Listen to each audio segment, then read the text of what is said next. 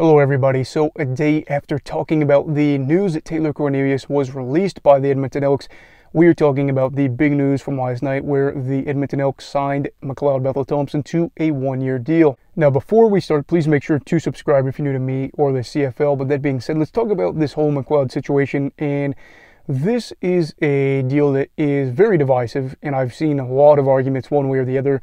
With the recent moves for the Elks, they were clearing up cap, and a lot of people were talking about how they seemed very obsessed with getting McLeod Bethel-Thompson as their quarterback.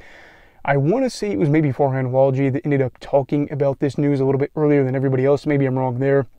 But originally I thought, why move all that cap just to get him? But it does make sense in a way if you're looking at this from Chris Jones's perspective. So Chris Jones has been there for 2 seasons now, and this team has not been able to perform like they are hoping. And last year ended up being a 4-14 season.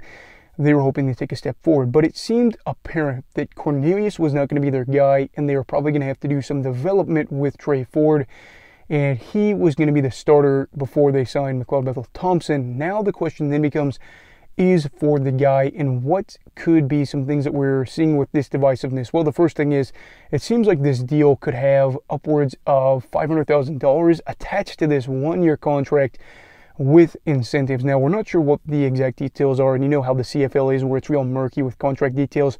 However, this is a lot of money that is being spent on a quarterback that is old and has not played in the CFL since 2022.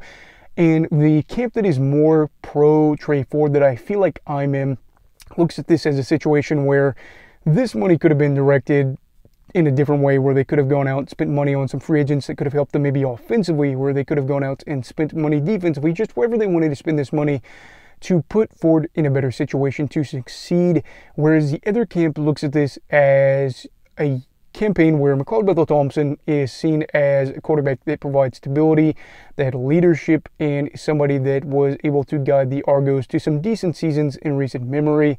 Looking at the 2020, nope, not 2020, I want to say the 2019 season, one of those years, he led the league in passing yards, and is a guy that had a 26 passing touchdown season not that long ago. However, on the flip side, I think a lot of people argue that maybe, just maybe, McLeod Bethel-Thompson was holding this team back. They went 11-7, I think it was, in 2022 before having Chad Kelly go in there and go 16-2.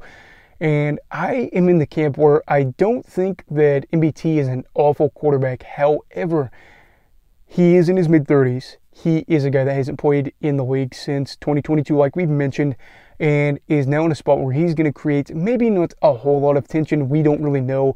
But there is going to be a competition for that QB1 spot. And a lot of talk has been made about the fact that Chris Jones, like I said in yesterday's video, seems obsessed with not giving Ford an easy route to being the starter. Now, is that necessarily a bad thing?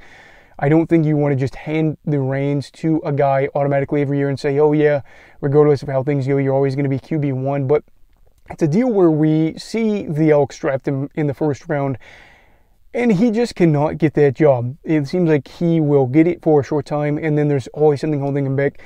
I would argue now that with how this contract is, where if it really is based around a $500,000 deal, that we're going to see MBT probably be handed the reins because of money, and I just don't agree with that at all.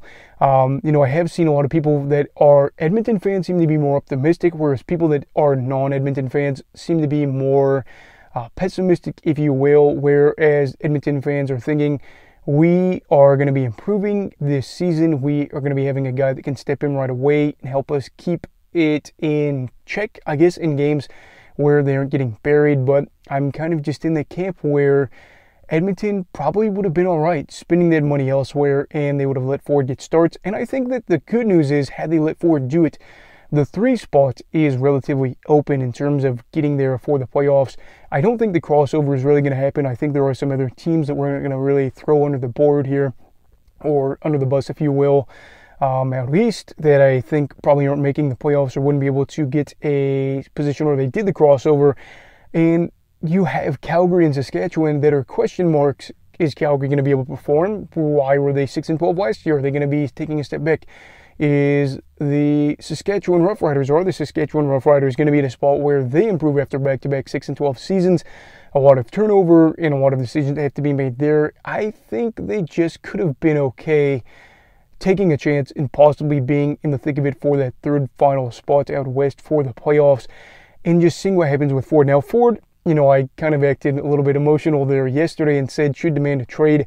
I would say that Ford would need to demand a trade. I don't know what his contract looks like right now until next season. If he was under contract next season with the team and wasn't really given a chance to start, I would say, you know what? I was a good teammate and I want to be given a role on a different team where I can start, whereas the money's not going to be talking for me and you don't have Chris Jones constantly holding him down. I do think that it is kind of pivotal for Ford to not have a bad attitude this year, because if he has a bad attitude now and went on to another team and struggled to perform, they could say, well, this is a guy that where things don't go right for him, he has a bad attitude. And I don't think he's going to be like that, but I think if he did have a good attitude this year, wasn't able to be the starter going into next season, so 2025 I should say, then he could kind of argue, hey, I have had some starts where things went pretty well, and I just cannot get away from Chris Jones's ideology or methodology about me not being the starter. Therefore, I want to be a fresh face on a new team,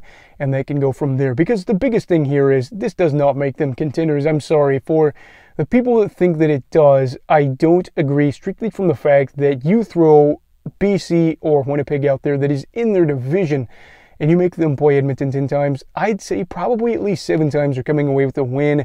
Toronto's probably in that category where they would, again, probably have a similar fate. And they're just going to be a team that maybe finds a way to make the playoffs, but they aren't going to be able to do a whole lot. Maybe they get lucky and they go to the Western Final. That's a possibility, but just by adding MBT and allocating this much money to him, I'm just not sold on this being a thing that's going to be a good move. And it's one of those situations where it feels like Jones is really protecting himself for job security. Are they even going to have a winning record next year remains to be seen.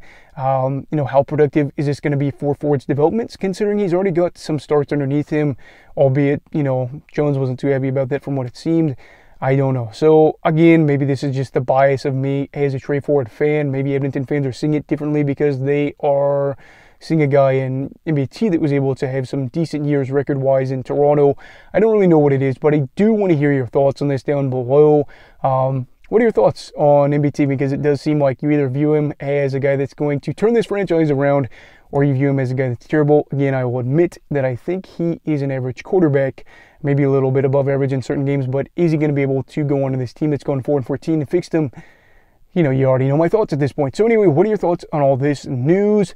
And do you think that the Elks will go to the playoffs next year? Let me know down below in the comments. Also, please make sure to like this video if you enjoyed it. Subscribe if you're new. Everybody stay safe and have a great night.